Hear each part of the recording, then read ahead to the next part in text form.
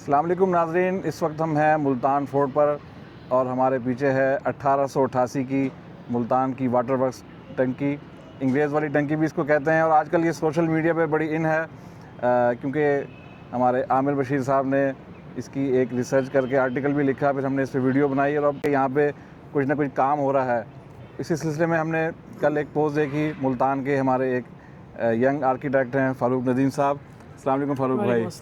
और इन्होंने बताते हैं कि आज से कुछ 3-4 साल पहले इसके हवाले से कुछ डिज़ाइन इन्होंने प्रपोज़ किया था। तो जी फ़ारूक भाई, क्या जानते हैं आप इस टंकी के बारे में? बेसिकली ये वाटर टैंक जो है 1888 में बना था ब्रिटिश राज के अंदर। और इसको बनाने का मकसद यही था कि जो मुल्तान शहर की पानी की ज़रूरियात थी उसको पूरा करना, और इसने काफ़ी डेकेड्स तक मुल्तान को सर्व किया एज ए वाटर टैंक। लेकिन with the passage of time ये एक लैंडमार्क की जो है इसकी एक अहमियत बन गई हुई है। और लोग इसको आइडेंटिफाई करते हैं मुल्तान के साथ। बिल्कुल, मुल्तान की एक ये पहचान बन गई है। बिल्कुल एक पहचान बन गई है, लैंडमार्क्स में से एक, बड़े लैंडमार्क में से एक लैंडमार्क बन गया हुआ ये। और इसका बेसिक पर्पस तो पानी की ज़रूरत को पूरा करना था मुल्तान सिटी के। लेकिन जब सिटी एक्सपेंड कर गया तो ये उस तरह से सर्व नहीं कर सका, मज़ीद इसमें लीकेजेस पैदा हो गई, इसकी मेंटेनेंस नहीं हो सकी। जी जी बिल्कुल, मेटल का बना हुआ है, आयरन का, और दूसरी कास्ट इसमें शामिल होंगी। वक्त के साथ साथ मेरे ख्याल वो डिटेरिएट हो गया ये थोड़ा। जी जी। अच्छा, अब इसको क्या हम इसको ज़ाहिर एक है और एक कदीम भी है काफ़ी जी, और खूबसूरत भी है, तो इस खूबसूरती को कैसे इस्तेमाल में लाया जा सकता है? मैंने अभी कल परसों एक आर्टिकल देखा, फेसबुक पे एक ब्लॉग देखा जिसके अंदर मेंशन था कि साउथ पंजाब की जो गवर्नमेंट है वो इसको एक रेस्टोरेंट में कन्वर्ट करना चाह रही है, या इसके साथ कुछ इंटरवेंशन करना चाह रहे हैं इसके अंदर। तो इंटरेस्टिंगली मैंने 2021 में एक प्रोजेक्ट विन किया था इसी स्ट्रक्चर के ऊपर। डिज़ाइन बेस्ड एक प्रोजेक्ट था जिसके अंदर जो है मैंने इसको प्रपोज़ किया था as a restaurant, rooftop restaurant. यानी कि मैंने इसको मुल्तान यू कैफ़े के नाम से इसको मैंने जो है प्रपोज़ किया था कि इसको मुल्तान व्यू मुल्तान जैसे ब्रिटिश इसको स्पेल करते थे। एग्जैक्टली, जो बेसिकली वो कॉलोनियल का एक्सेंट था। जी जी। तो वो थोड़ा सा हमें हिस्ट्री के साथ भी जोड़ता है, प्लस उन्होंने बनाया हुआ है स्ट्रक्चर को तो उसके साथ भी हमें जोड़ता है। तो ये मेरा उससे प्रपोज़ल था। उसमें मैंने इंटरनेशनल इसमें वो भी थे प्रोजेक्ट्स, तो उसमें हमने इसको फर्स्ट पोजीशन विन किया था। अच्छा माशाल्लाह। तो आप क्या समझते हैं, इतनी हाइट पर, और मुल्तान वैसे बड़ा हीटेड है और बड़ा मतलब गर्मी यहाँ पे होती है, तो वो कहते हैं ना मुल्तान यहाँ सवा नेज़े पे सूरज है, और जब यहाँ बैठेंगे तो फिर जी एक ही रह जाएगा, सवा से भी कम रह जाएगा सूरज।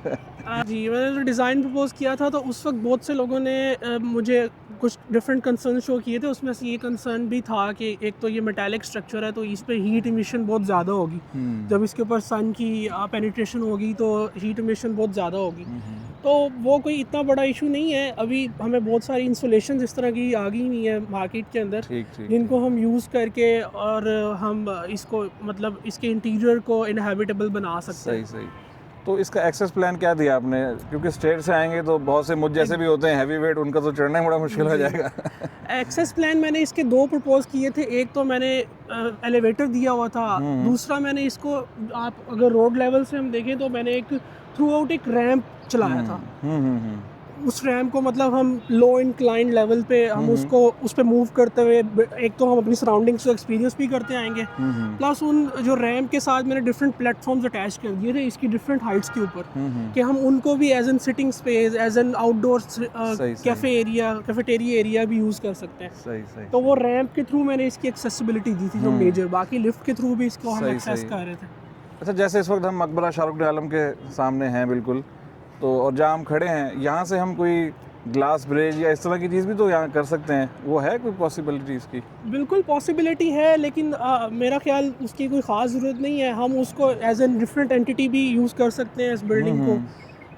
जिसने उसको एज एन कैफेटेरिया जाना है तो वो उसको दूसरे रास्ते भी एक्सेस कर, बाकी यहाँ से एक्सेस देना कोई मुश्किल चीज़ नहीं है हमारे पास। नहीं, थोड़ा सा एडवेंचरस हो जाएगा ग्लास ब्रिज अगर यहाँ पे कर ये भी हो सकता है कि हम यहाँ से कहीं से एक रैंप कनेक्ट कर दें, उसके कहीं मिड लेवल पे हमें जाके मिल जाए। वो जब डिज़ाइन थोड़ा मैच्योर हो, जब वो बेसिकली गवर्नमेंट का एक डिज़ाइन ब्रीफ आ जाए तो उसमें हम मज़ीद इंटरवेंशंस कर सकते हैं, स्ट्रक्चर को मिनिमली छेड़े बगैर। सही। अच्छा, एक कैफ़े का, एक रेस्टोरेंट का तो प्लान आपने दिया, इसके अलावा क्या क्या इसके मकासद हो सकते हैं? किन चीज़ों में हम इसको यूटिलाइज़ कर सकते हैं?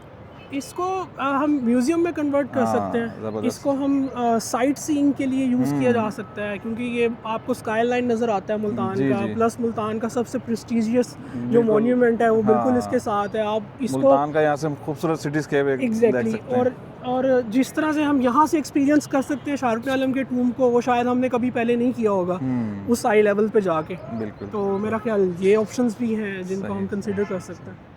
अच्छा फ़ारूक भाई, एक कंसर्न है लोगों का कि ये जो पुराना स्ट्रक्चर है और नए पर्पस के साथ ये इतना वेट बर्दाश्त कर सकेगा, क्योंकि 1888 का ये बना हुआ है, काफ़ी इसकी रस्टिंग और ये चीज़ें डिटेरियोरेशन हो चुकी होगी, तो कहीं ये ना हो कि कल को कोई नुकसान हो जाए इसमें।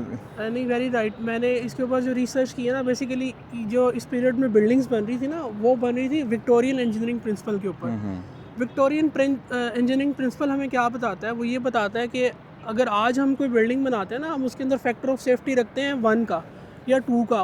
उससे मुराद ये है कि लेट से एक इंसान है, वो 10 किलो वज़न उठा सकता है ना, तो मैं उसके अंदर इतनी ताकत होगी कि वो 12 भी उठा सकता है, लेकिन वो 10 ही उठाएगा। या अगर हम बिल्डिंग की बात करें, एक बिल्डिंग 10 केजी वेट उठा सकती है, तो हम उसको इतना उसको स्ट्रक्चरली साउंड बनाएंगे कि वो 12 केजी तक 12 उठा केजी सके, तक लेकिन हम उसको यूज़ एज एन 10 केजी के तौर पे करेंगे।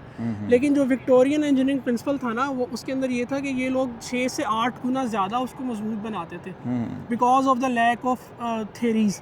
उस वक्त इतनी रिसर्च मौजूद नहीं थी कि वो उसके ऊपर बिलीव कर सकें कि हम जो है ना हमें इतना ज़्यादा इसको स्ट्रक्चरली साउंड बनाने की ज़रूरत नहीं है। सही। तभी आपको कॉलोनियल बिल्डिंग जितनी भी आप देखेंगे थ्रू आउट द जी, सब बिल्कुल, रेलवे के ब्रिजेज़ हैं, Exactly, आज तक खड़े exactly. हैं, लैंसडाउन ब्रिज है और डिफरेंट चीज़ें हैं। जी। इसी तरह ये इस्तेमाल ये ज़्यादातर रॉट आयरन का करते थे। रॉट आयरन वक्त के साथ साथ अपनी स्ट्रेंथ ज़्यादा पकड़ता जाता है। सही। तो यही वजह है कि ये 100 साल से ज़ायद गुजर गए हैं, लेकिन अभी तक बिल्डिंग आपकी फर्म खड़ी है। और ये 75% इसकी फाउंडेशंस है नीचे इस स्ट्रक्चर की, यानी कि अगर हम 138 फुट इसको ऊपर देख रहे हैं, तो ये इसका 75% अंडरग्राउंड है। सही। प्लस इसकी अगर हम डायमेंशंस को देखें तो बड़ी इनहेबिटेबल है, यानी कि हमारे पास तकरीबन 2 कनाल की स्पेस बनती है इसके अंदर। 75 इंटू 138 फीट की इसकी कोई डायमेंशन है। ये तो अच्छा खासा एक प्रोजेक्ट हाँ यहाँ बना जी, जा ये एक सकता बड़ी है। हमारी साइट है। जी। बिल्कुल जी, शुक्रिया अदा करते हैं फ़ारूक भाई का, इन्होंने टाइम निकाला और हमें कीमती मालूमात से भी आगाह किया, और हम वसेब एक्सप्लोरर के थ्रू इनकी आवाज़ को अरवा-बिख्ता तक पहुँचाएँगे कि इसको रीबिल्ड करते वक्त, यहाँ पे कोई रेनोवेशन करते वक्त फ़ारूक भाई की खिदमात ली जाएँ। Thank you.